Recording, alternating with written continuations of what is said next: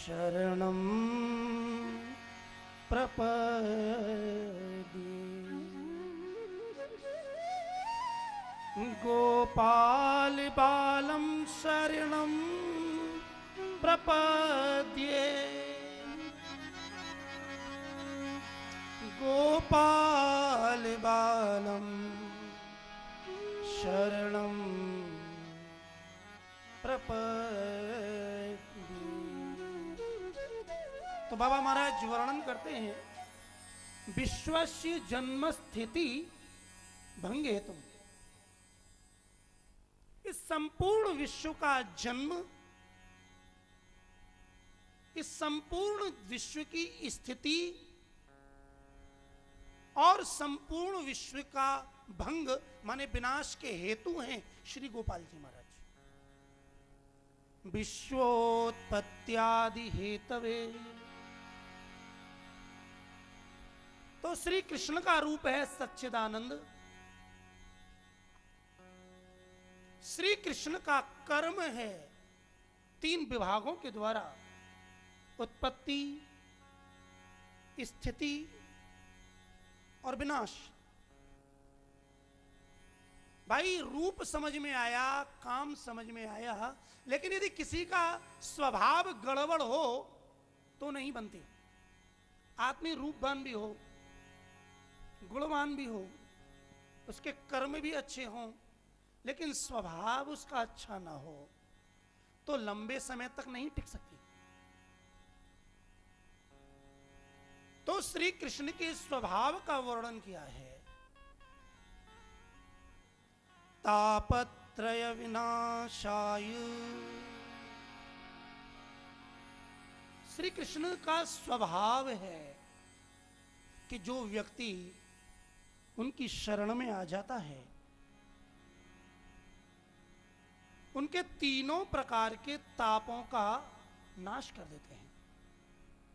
ध्यान दीजिएगा, धर्मशास्त्र में जितने भी उपाय हैं वो पाप को नष्ट करने के लिए हैं।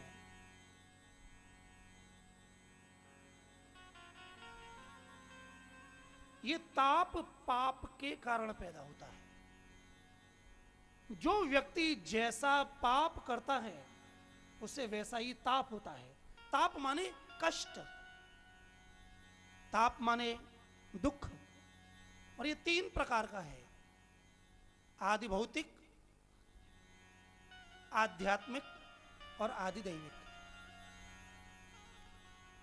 हमारे श्री कृष्ण का नाम पापों का नाश तो करता ही है। भस्मी भवति तस्यासु कोटिशः पापराशयः। लेकिन पापों का ही नहीं, जो पाप पहले हो चुके हैं और उनका जो फल है ताप, उन तापों का नाश भी हमारे श्री कृष्ण कर देते हैं। चाहे वो भौतिक हो, चाहे आध्यात्मिक और चाहे आदि दैविक। तो बताओ, ऐसा स्वभाव और किसी का होगा? हमारे श्री कृष्ण बड़े दयालु हैं। कंबा दयालुम शरणम ब्रजीमो। तो भैया, जो सच्चिदानंद रूप वाले हैं, जो विश्व की उत्पत्ति, पालन और संहार करते हैं और अपनी शरण में आए हुए के तीनों प्रकार के तापों का नाश कर देते हैं, ऐसे कृष्ण को नहीं, कृष्ण के साथ में श्री राधा को भी श्री कृष्णायो श्री राधा श्रिया राधिका सहित। श्री माने राधा रानी। बिना राधा रानी के बिना कृष्ण की उपासना कभी करनी नहीं चाहिए। सम्मोहन तंत्र में गोपाल सहस्त्र नाम का वर्णन है। वहां भगवान महादेव यही आज्ञा करते हैं, गौर तेजो विना यस्तु श्याम तेजः समर्चयेत जपेत वा ध्यायते वापि स भवेत पातकी शिवे। हम शिव को तो मानते हैं, गौरी को तो मानते हैं, लेकिन उनकी मानते हैं कि नहीं, ये जरूरी है। और भैया ये तो महीना ही हमारे भोले बाबा का है। इस महीना, ये कौन सा महीना है? श्रावण। और श्रावण में शिव की उपासना का बड़ा महत्व है। और वही शिव पार्वती से कहते हैं कि बिना गौर तेज माने राधा रानी के, श्याम तेज माने श्री कृष्ण की उपासना कभी नहीं करनी चाहिए। और यदि व्यक्ति श्री राधा के अलावा श्री कृष्ण की उपासना करता है तो सबभेद पातकी, वो भगवान का भक्त नहीं है, सेवक नहीं है, वो तो पातकी है। इसलिए श्री व्यास जी महाराज ने कृष्ण शब्द के आगे श्री राधिका जी को श्री शब्द से जोड़ा है। बोलिए श्री राधा कृष्ण भगवान की जय। जय जय श्री राधे। अब जरा सूत्रात्मक रूप में हम कथा को सुनते हैं। कथा का स्थान है नैमिषारण्य। कौन सी जगह है? नैमिषारण्य। वक्ता हैं श्री सूत जी महाराज और सुनने वाले हैं शौनक आदि 88,000 ऋषि। शौनक आदि ऋषियों ने सूत जी से प्रश्न किया है कि प्रभु घोर कलकाल है, इस घोर कलकाल में वैष्णव लोग ज्ञान, वैराग्य और भक्ति को कैसे प्राप्त करते हैं? और माया मोह निराशस्य, जो सबको सताने वाली माया है और नरक में ले जाने वाला जो मोह है, मोह तो नरके गति। वैष्णव उसका नाश कैसे करते हैं? इस घोर कलकाल में श्री कृष्ण की प्राप्ति कैसे होती है? कृपया कर हमें साधन बताएं, क्योंकि कल्प वृक्ष केवल स्वर्ग की संपत्ति दे सकता है, चिंतामणि लौकिक सुख दे सकती है, लेकिन यदि गुरु प्रसन्न हो जाए तो साक्षात भगवान को दे सकता है। गुरु की कृपा से ही भगवान की प्राप्ति होती है। तब श्री सूत जी महाराज इस कथा का विस्तार करते हैं, भक्ति, ज्ञान और वैराग्य को पुष्ट करने वाली श्रीमद् भागवत का वर्णन करते हैं और कहते हैं, एक बार देवऋषि नारद बड़े दुखी चित्त से उत्तराखंड की ओर, पहाड़ों की ओर जा रहे थे कि तभी आकाश मार्ग से ब्रह्मा जी के मानस पुत्र सनत, सनंदन, सनातन और सनत कुमार, ये चारों उतर के आए। उनकी दृष्टि नारद पर गई। देखा आज नारद दुखी है, चिंता में है। रोका, नारद इतनी जल्दी जल्दी कहां जा रहे हो? कुतः चिंतातुरो भवान, आपको ऐसी कौन सी चिंता है? कहां से आए हो, कहां जा रहे हो?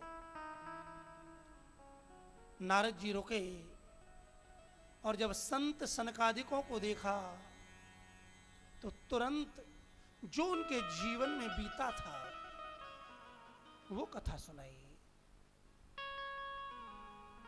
नारद जी कहते हैं कि मैं सभी लोकों का विचरण करते करते इस पृथ्वी पर आया, क्योंकि मैंने ऐसा जाना है कि सभी लोकों में ये पृथ्वी लोक सर्वश्रेष्ठ है। तो मैंने कहा चलो यहां का भी आनंद लेते हैं। और जैसे ही मैं इस पृथ्वी पर आया तो सबसे पहले पुष्कर गया। पुष्करम च प्रयागम च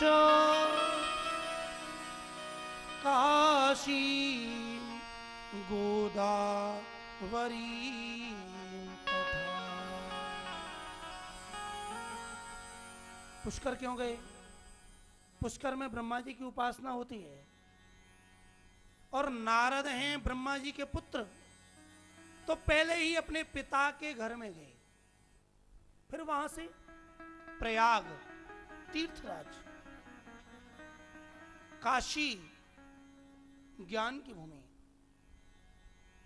गोदावरी। लेकिन नारद कहते हैं मैं सब जगह गया लेकिन कहीं भी सुख और शांति नहीं मिली। सुविधाएं तो बहुत हैं लेकिन शांति नहीं। अब ध्यान दीजिएगा, प्रश्न ये है कि किसी को शांति नहीं है। तीर्थों पर जाओ तो शांति नहीं।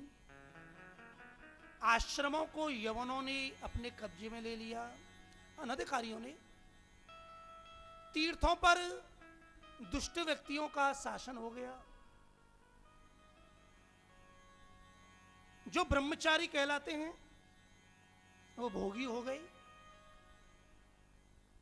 जो वैरागी कहलाते हैं वो संग्रही हो गए। इस कलयुग ने सबकी बुद्धि को नष्ट कर दिया। जब कहीं भी शांति नहीं मिली तब मैंने सोचा चलो हम भगवान के धाम में चलते हैं, और सब जगह छोड़कर श्री वृंदावन धाम पधारे। नारद कहते हैं जैसे ही हम इस ब्रज की पावन भूमि पर आए मन प्रसन्न हो गया। हर जगह आनंद ही आनंद। लेकिन एक आश्चर्य, एक स्त्री युवती और उसकी गोद में दो बूढ़े पुरुष पड़े हुए थे। उसने मुझे देखा, मैंने उसे देखा। चलने के लिए जैसे ही हुआ उसने झट आवाज लगाई, भो भो साधो क्षणम तिष्ठ मच्चिंतामपि नाशय। अरे साधु रुको। उस युवती ने कोई नाम नहीं लिया। क्या कहा? साधु। साधु शब्द का अर्थ है साधनोति पर कार्याणि। जो दूसरे का सहयोग करे, दूसरे का काम साधे, उसे साधु कहते हैं। क्षणम तिष्ठ, ज्यादा नहीं, एक क्षण के लिए रुको। सज्जनों ध्यान रखना, संत का क्षण और अन्न का कण ये दोनों बड़े कीमती होते हैं। संत के क्षण को कभी बर्बाद नहीं करना चाहिए। कभी अपने जीवन में कोई संत मिले तो उसे संसारी चर्चा ना करो, दुनिया की बातें ना करो, संत से भगवत चर्चा करो। मच्चिंताम अपि नाशय, क्योंकि संत तो सभी की चिंताओं को दूर करते हैं। मुझे भी बड़ी चिंता है, जरा मेरी चिंता का नाश करो। क्योंकि शास्त्र ऐसा कहता है कि संत का दर्शन करने से सभी पाप नष्ट हो जाते हैं। नारद जी बोले देवी जरा मुझे अपना परिचय तो बताओ, आखिर आप हो कौन? जैसे ही परिचय पूछा उस युवती ने परिचय बताया। अहम भक्तिरिति ख्याता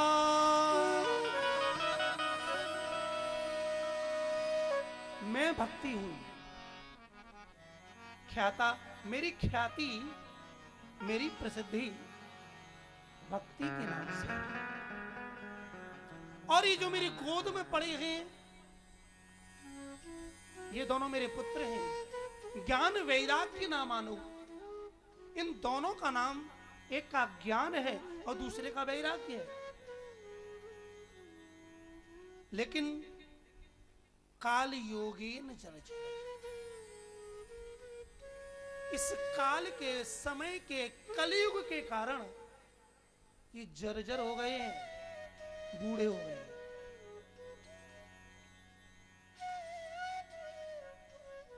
मैं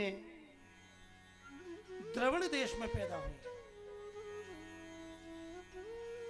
महाराष्ट्र में आई, कुछ बड़ी हुई, लेकिन जैसे ही गुजरात में गई तो पाखंड के कारण बूढ़ी हो गई। लेकिन जैसे ही ये मेरे दोनों पुत्र मुझे वृंदावन लेकर के आए, तो वृंदावन के संयोग से, प्राप्ति से मैं जवान हो गई। लेकिन ये दोनों पुत्र मेरे बूढ़े हो गए। क्यों? क्योंकि यहां इनका कोई ग्राहक है ही नहीं। और ऐसा है, हमारे ब्रज में प्रेम तो बहुत है, लेकिन यदि ज्ञान और वैराग्य की चर्चा करो तो कहते हैं उस ज्ञान को तू अपने पास ही रख। हमारे यहां नेम नहीं, हमारे यहां तो प्रेम है। लेकिन ध्यान दीजिएगा, भक्ति केवल प्रेम से प्रसन्न नहीं होती। भक्ति भी तब प्रसन्न होती है जब उसके साथ में ज्ञान और वैराग्य दोनों हो। और यदि ऐसा ना हो तो तुम कितनी भी भक्ति करो, भक्ति महारानी को सुख नहीं मिलेगा। नारद ने कहा, देवी चिंता क्यों करती हो? अभी उठाता हूं। पास में गए, वेद, वेदांत, उपनिषद, बड़े बड़े मंत्र बोले, झकझोड़ा, हलाया। थोड़ी सी निद्रा टूटी और फिर आलस्य करके सो गए। अब नारद विचार में पड़ गए, अब क्या किया जाए। तभी आकाशवाणी हुई, सत्कर्म करो, सत्कर्म करो। नारद ने सुना, सत्कर्म करो, लेकिन ये सत्कर्म है क्या? सभी से पूछा। अब नारद जी तो स्वयं आचार्य हैं, उन्हें कौन बतावे? बहुत से विद्वान तो नारद जी को आता देखकर कि हमसे पूछेंगे, आने से पहले ही भाग गए। और बहुतों ने कह दिया, महाराज हम तो खुद आपके शिष्य हैं, हम क्या जाने। नारद जी ने भक्ति महारानी को आश्वासन दिया, घबराओ मत। द्रौपदी च परित्राता येन कौरव कश्मला पालिता गोप सुंदर्य सकृष्णः क्वापि नो।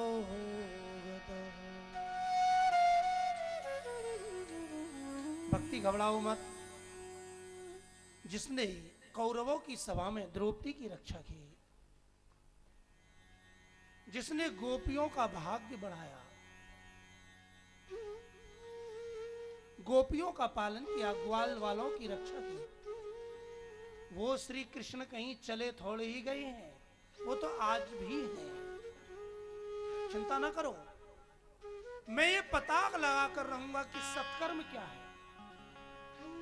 सज्जनों, यहां ये बात समझनी चाहिए, सत्कर्म क्या है।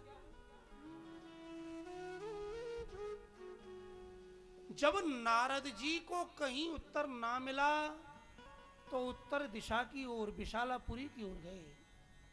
सनकादिक मिले और तब उन्होंने कहा, नारद, सत्कर्म तो श्रीमद् भागवत ही है।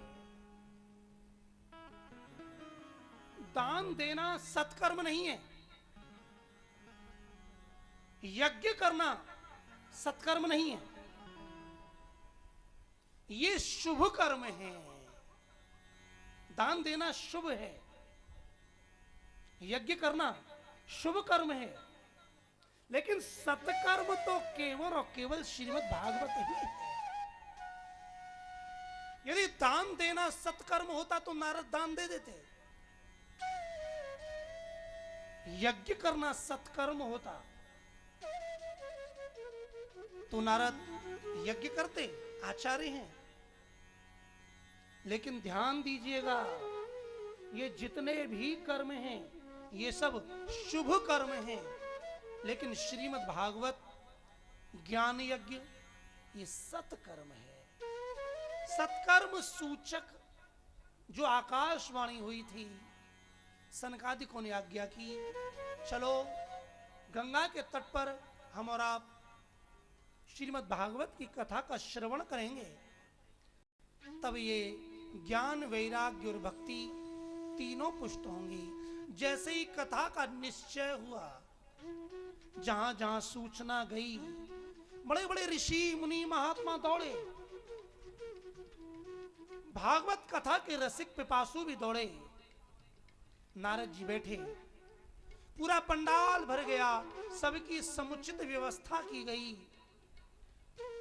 सनकादिकों ने कथा प्रारंभ ही की थी कि बड़ा आश्चर्य हुआ। भक्ति सुतौ तौ तरुणौ गृहीत्वा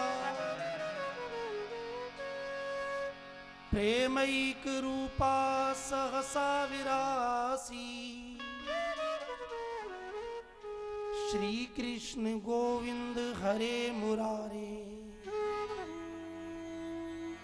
नाथेति नामानि मुहुर्वदन्ति। भक्ति सुतौ तौ तरुणौ गृहीत्वा, तौ सुतौ गृहीत्वा, उन दोनों पुत्रों को अपने साथ में लेकर भक्ति महारानी उस कथा के मंडप में, जहां श्रीमद् भागवत की कथा चल रही थी, उनके बीच में प्रकट हो गई। बोलिए भागवत भगवान श्री सुखदेव जी महाराज की जय, भक्ति महारानी की, कृष्ण कन्हैया लाल की जय जय श्री राम। सभी को बड़ा आश्चर्य हुआ। ये भक्ति महारानी अपने दोनों पुत्रों के साथ प्रकट हुई और इन तीनों के मुख पर एक ही बात थी, भगवान का नाम। हे कृष्ण, हे गोविंद, हे माधव, हे नाथ। सज्जनों, और जितने भी कीर्तन हैं, भजन हैं, वो किसी किसी संत, महापुरुष या भक्त के द्वारा बोले गए हैं, लेकिन ये जो कीर्तन है, श्री कृष्ण गोविंद हरे मुरारे, हे नाथ नारायण वासुदेव, ये किसी मानव की रचना नहीं है, ये किसी व्यक्ति की रचना नहीं है, ये तो स्वयं श्री भक्ति महारानी की रचना है। तो आइए दो पल हम और आप भक्ति महारानी ने जिस नाम का गान किया और ज्ञान वैराग्य को युवान बना दिया, भागवत का धन्यवाद ज्ञापन किया, हम और आप भी बड़े प्रेम से कुछ पल के लिए श्री भक्ति महारानी के द्वारा गाए गए इस कीर्तन को अपनी वाणी के द्वारा बोलते हैं और अपने जीवन को कृतार्थ करते हैं। बड़े भाव से बोलिए। श्री कृष्ण गोविंद हरे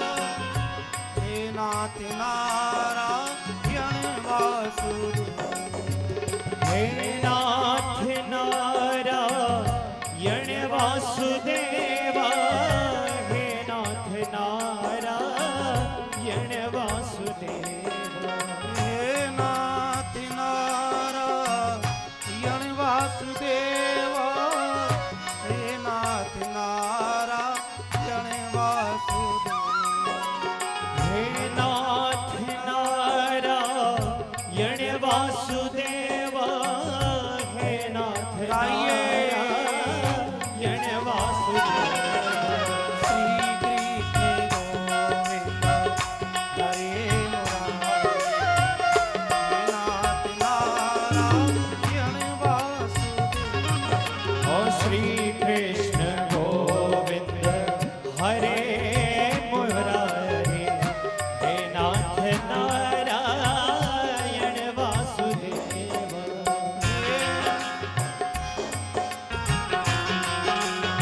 बोलिए श्री कृष्ण कन्हैया लाल की जय हो। ऐसे नहीं, दोनों हाथ उठाइए ताली सेवा करते हुए।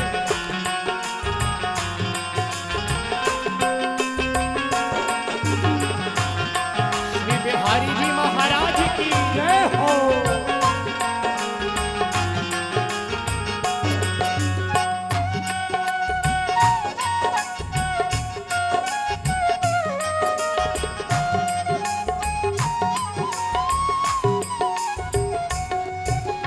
श्री कृष्ण मेरी यह प्रार्थना है, भूलूं न मैं नाम कभी तुम। गोपाल मेरी ये प्रार्थना है, भूलो न मैं कभी नाम तुम्हारा। श्री कृष्ण मेरी यह प्रार्थना है, भूलूं न मैं नाम कभी तुम्हारा। श्री कृष्ण मेरी ये प्रार्थना है, भूलो न मैं कभी नाम तुम्हारा। निष्काम होकर दिन रात गाऊं, हो निष्काम होकर मैं दिन रात गाऊं।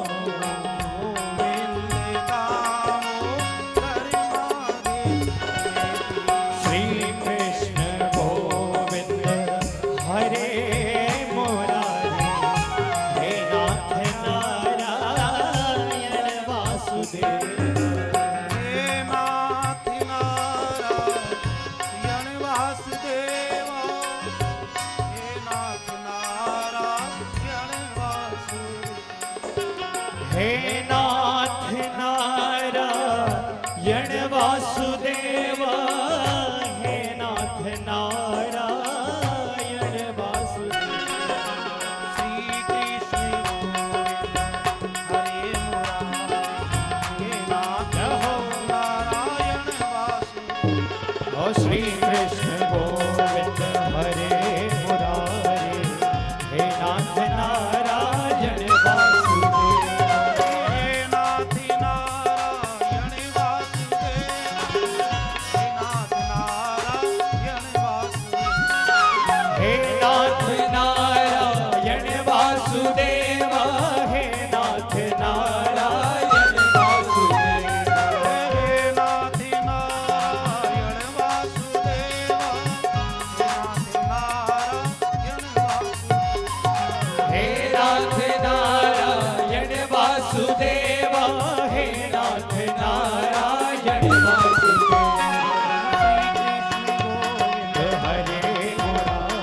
हे नाथ नारायण वासुदेवा।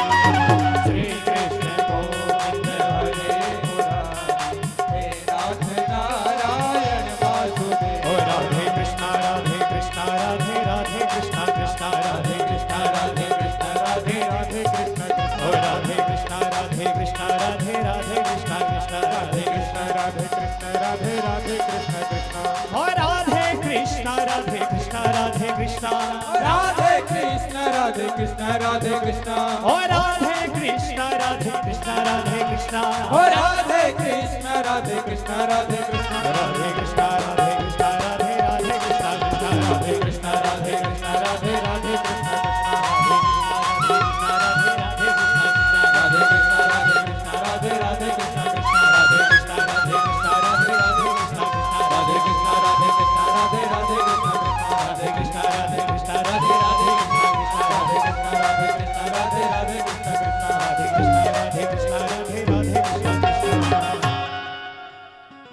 भक्ति सुतौ तौ तरुणौ गृहीत्वा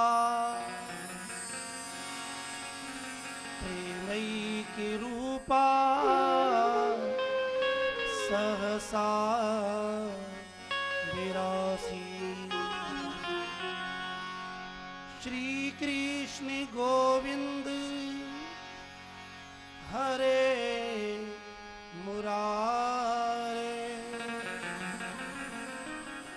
नाथेति नामानि मुहुः।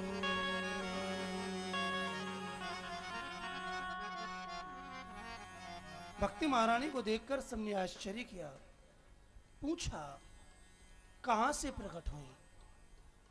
तो बताया ये जो श्रीमद् भागवत है, भागवत के श्लोक हैं, उसकी व्याख्या है, उसमें से ही ये भक्ति महारानी प्रकट हुई है। भक्ति महारानी ने पूछा मैं कहां बैठूं? स्थान बताया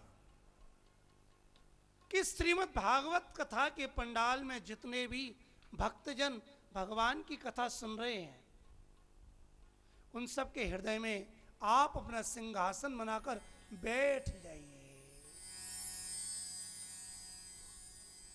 भक्ति का स्थान, भगवान का स्थान, गुरु का स्थान और भक्त का स्थान हृदय में ही होता है। सज्जनों, ये कथा हमारा बार बार सुनते हैं, लेकिन कथा को विस्तार न देते हुए मैं आपका ध्यान इस कथा के अभिप्राय पर ले जाना चाहता हूं।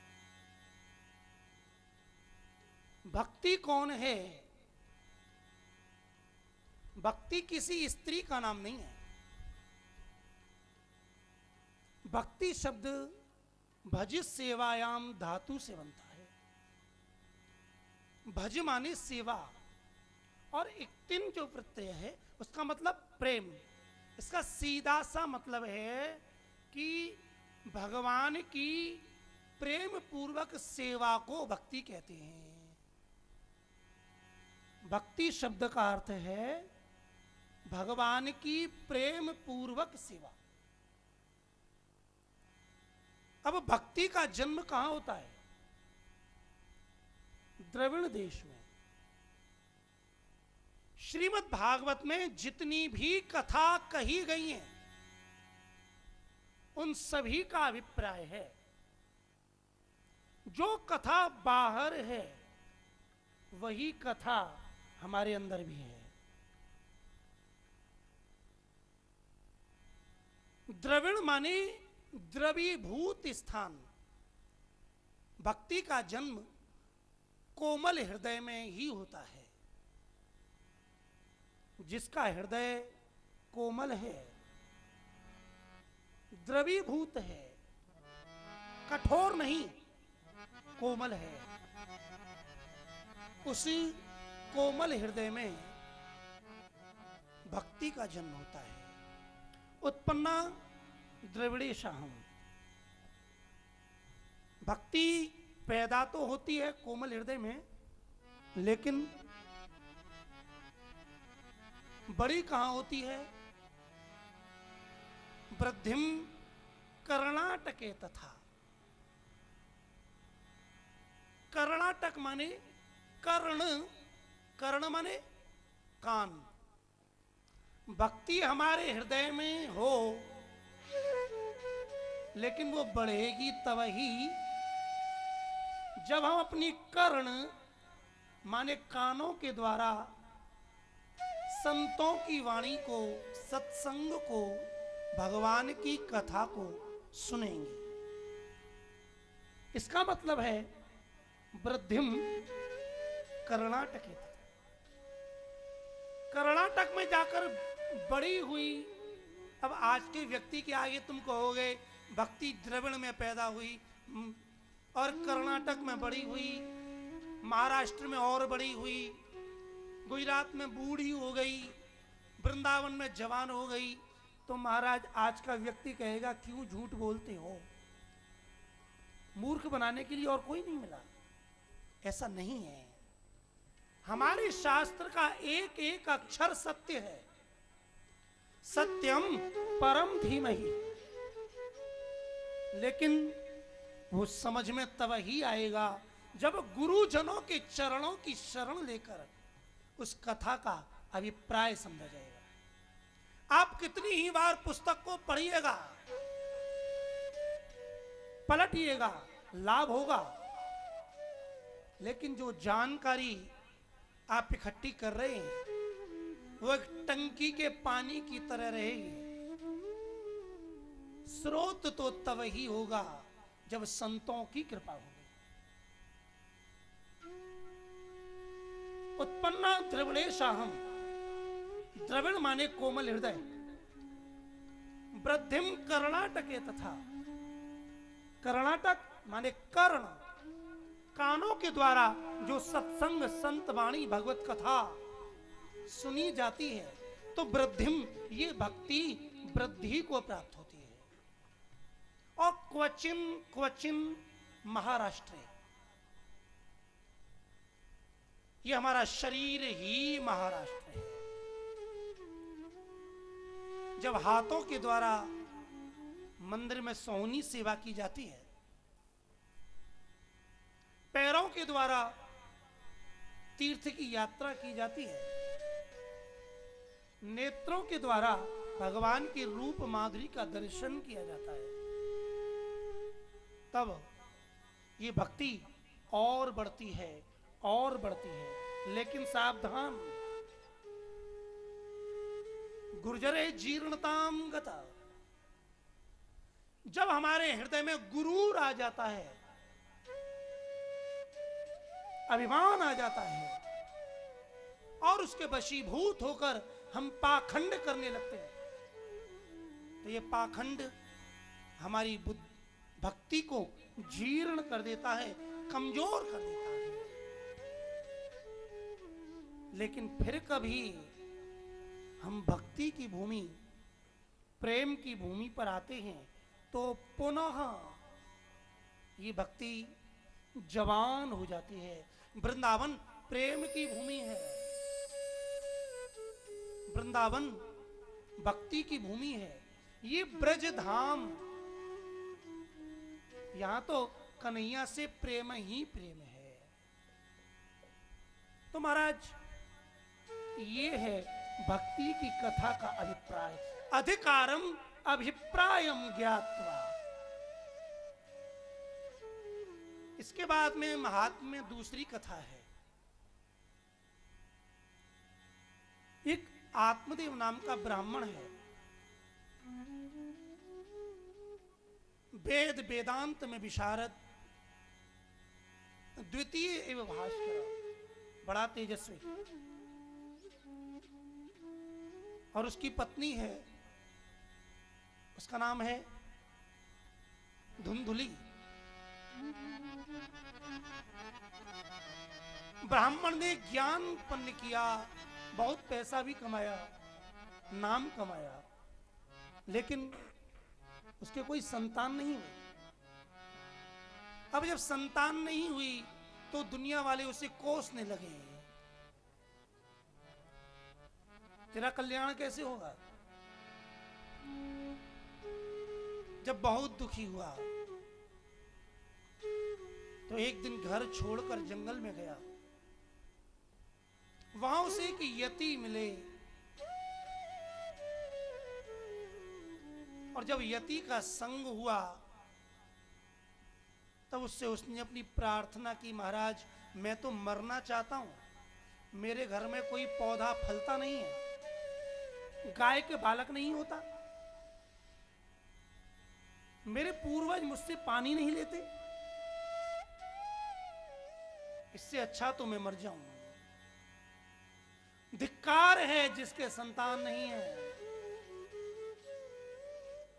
मैं जी के क्या करूंगा। यति ने रोका, माथे की रेखा देखी, और कहा, अरे ब्राह्मण देव, इस जन्म में तो क्या, आगे के 7 जन्मों में भी तेरे संतान नहीं है। जैसे ही यति ने ये कहा, ब्राह्मण पहचान गए कि जो माथे की रेखा पढ़ सकता है वो कितना ज्ञानी है। बोले महाराज, यदि मेरे भाग्य में पुत्र नहीं है तो आप मुझे अपने भाग्य से ही संतान दे दो। कभी कभी जो वस्तु अपने भाग्य में ना हो वो गुरु की कृपा से, संत की कृपा से हमें प्राप्त हो जाती है। और यदि नहीं देते हो तो मैं अभी तुम्हारे आगे अपने प्राणों को त्याग दूंगा। अब यति संकट में पड़ गए। यदि ब्राह्मण अपने प्राणों को छोड़ देता है तो यति को भी ब्रह्म हत्या देखने का अपराध लगेगा। अब संतों के पास क्या है महाराज? उन्होंने अपने झोले में से एक फल निकाला और फल उस ब्राह्मण को दिया और कहा, ब्राह्मण देवता, अपने घर में जाना, अपनी पत्नी को यह फल खिलाना और उससे कहना कि नियम संयम का पालन करे। क्योंकि जब तक हमारे जीवन में नियम और संयम नहीं होते तब तक न मंत्र फलता है, न विद्या और न ही संस्कार। ब्राह्मण देव घर गए, पत्नी धुंधली को फल दिया और कहा, देवी आप इसे खाओ, इसको खाने से तुम गर्भवती हो जाओगी। पत्नी ने हां कर दिया, ब्राह्मण देव चले गए, लेकिन धुंधली तो ठहरी धुंधली।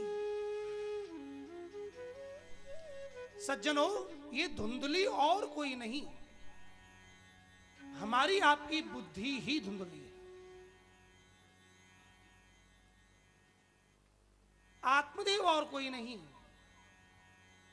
ये जीव आत्मा ही आत्मदेव है। आत्मदेव अपना कल्याण करना चाहता है, लेकिन कल्याण का माध्यम अपने पुत्र को बनाना चाहता है। सज्जनों, ध्यान रखना, कोई पुत्र अपने पिता का कल्याण नहीं कर सकता। हां, पुनर्नरकात्रायते,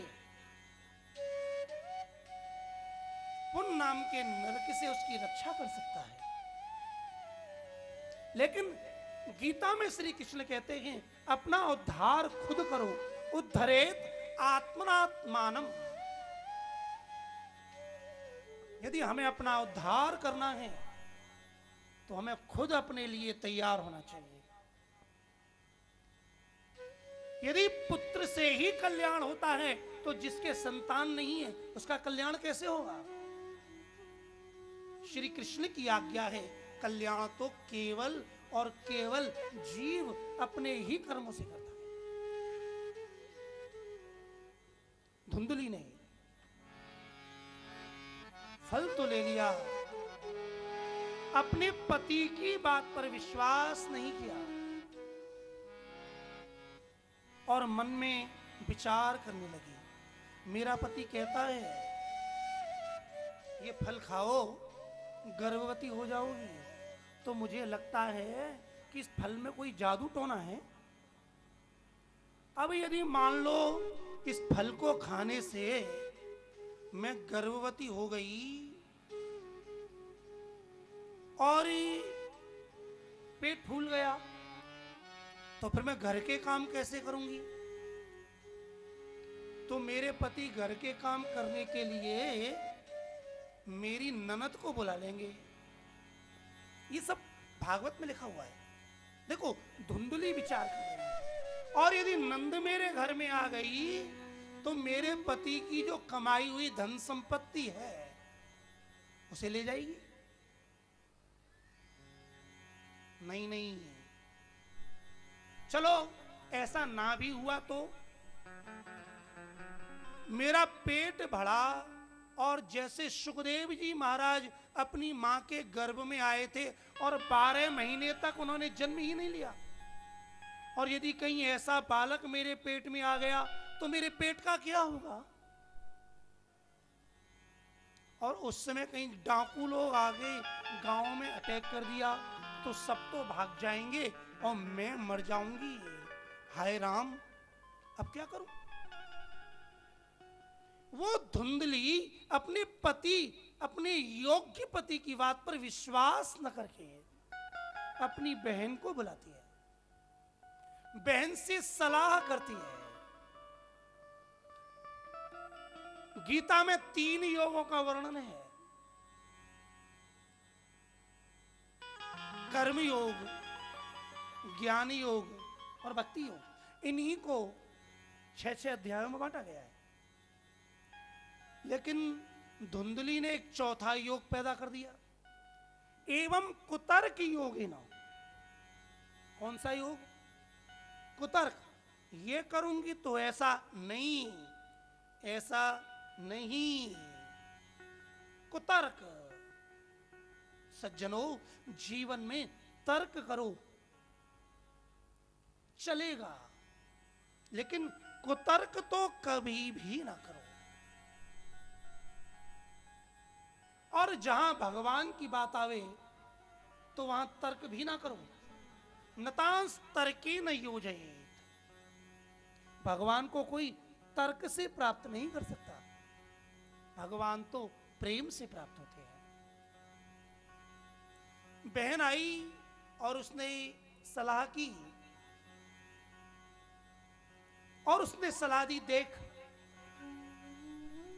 मेरे यहां संतान होने वाली है, लेकिन मेरे यहां पैसा नहीं है।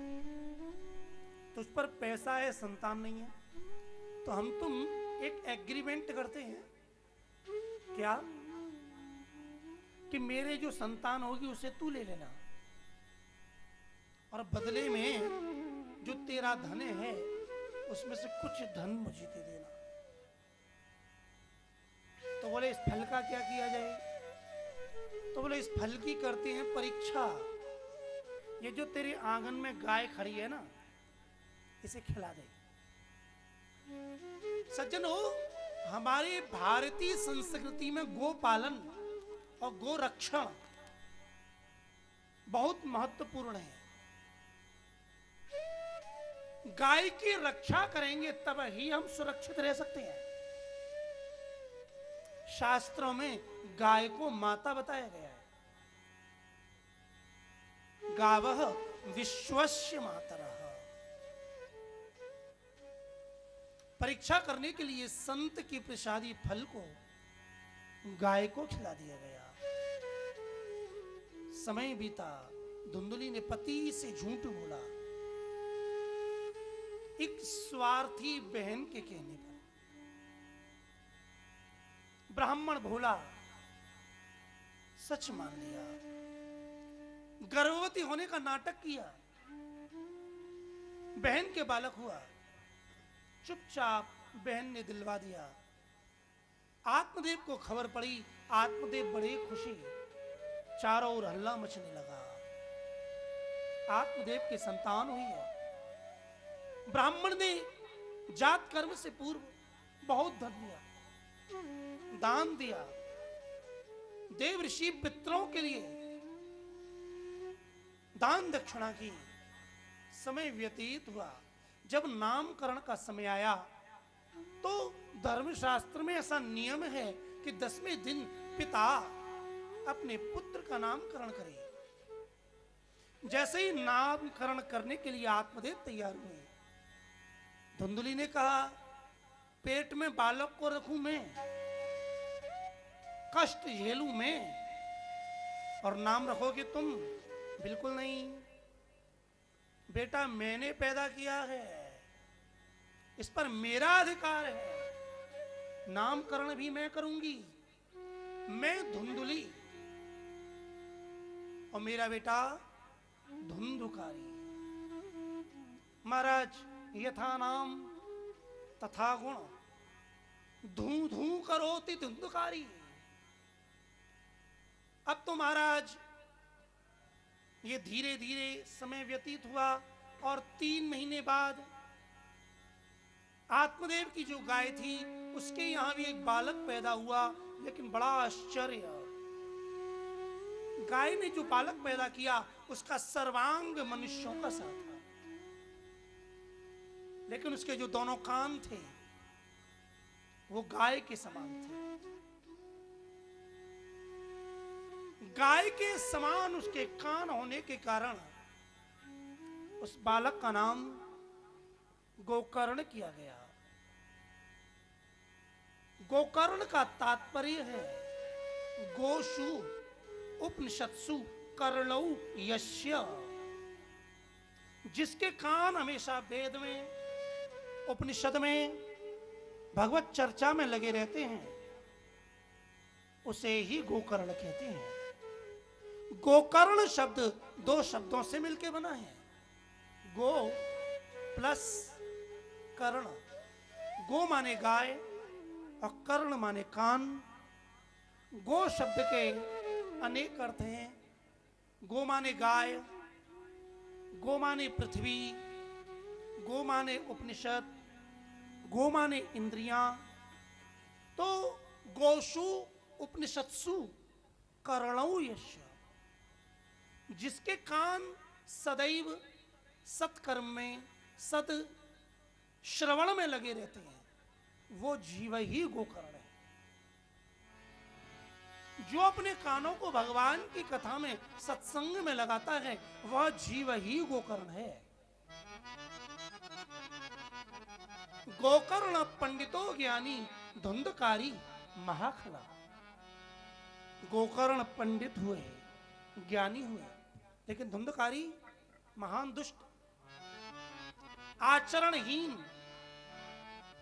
जब सोना चाहिए तब जागता है और जब जागना चाहिए तब सोता है। भगवान ने रात्रि सोने के लिए बनाई है, लेकिन यह दुष्ट रात्रि में जागता था और ब्रह्म मुहूर्त सूर्य उदय जागने के लिए बनाया है।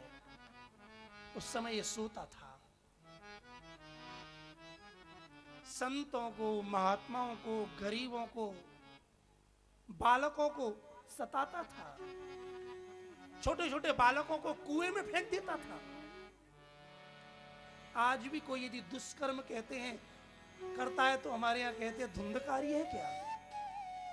धुंधकारी था नहीं, धुंधकारी आज भी है।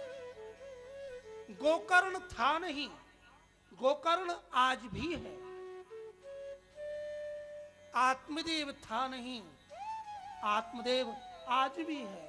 और धुंधली थी नहीं, धुंधली आज भी है।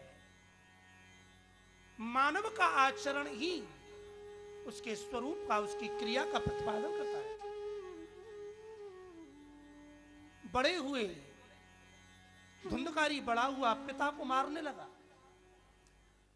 पहले पिता इसलिए दुखी था कि संतान नहीं थी, लेकिन आज पिता इसलिए दुखी है क्योंकि बेटा मारता है।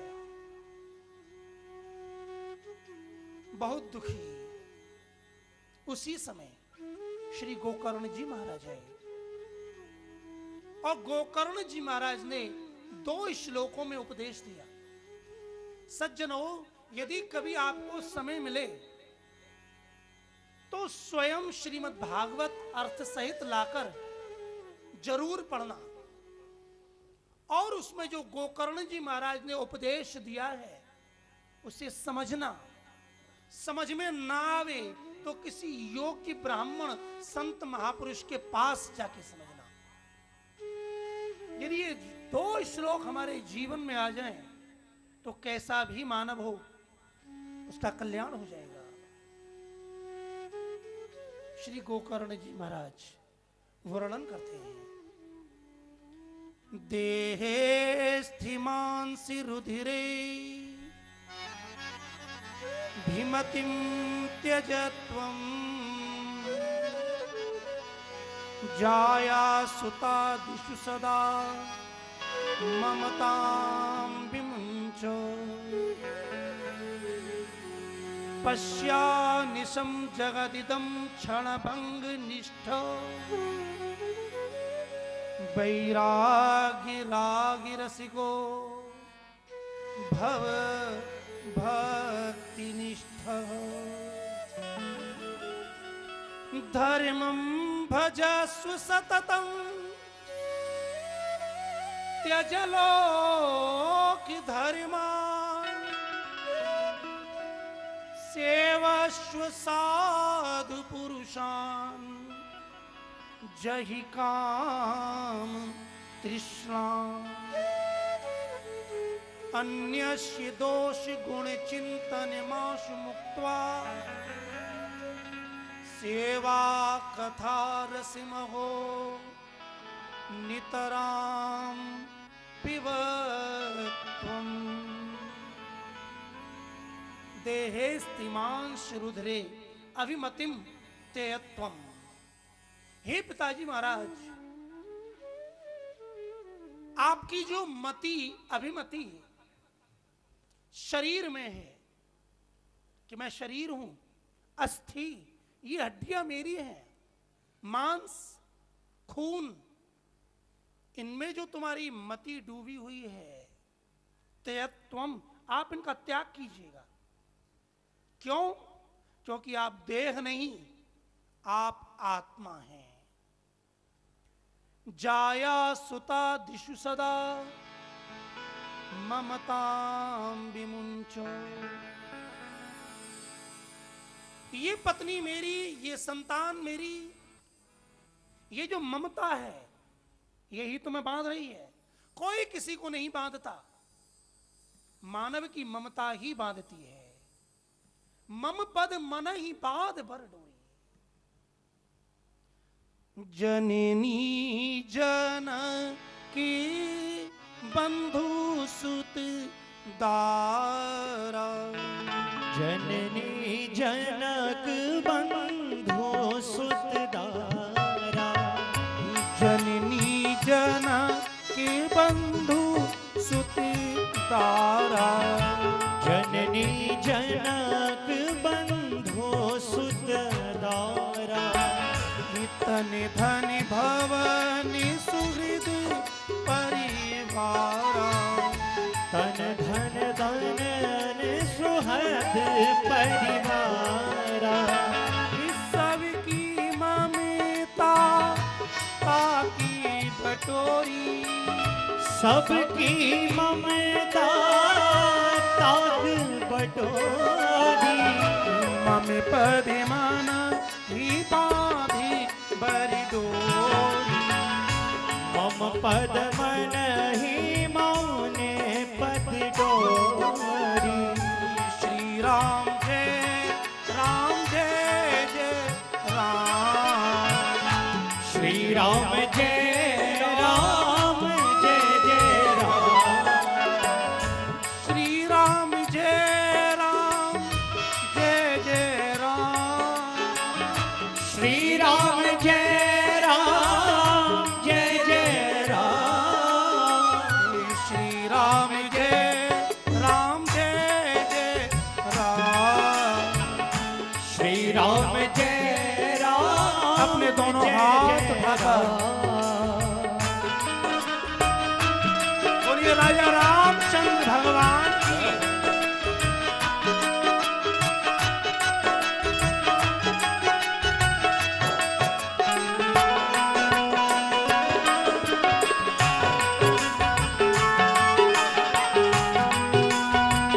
ताली से बजाते हुए।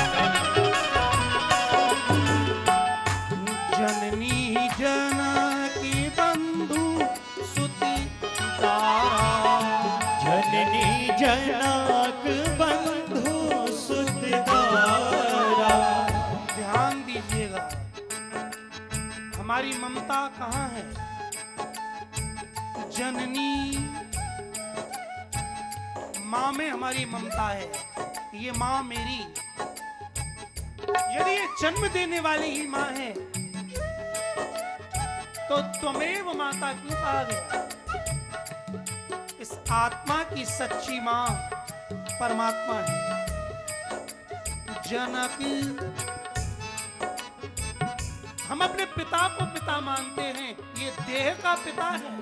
यदि ममता जुड़ गई तो कल्याण बिगड़ जाएगा। सेवा करो, कर्तव्य निभाओ, लेकिन ममता पिता का भी नाश करेगी और पुत्र का भी नाश करेगी।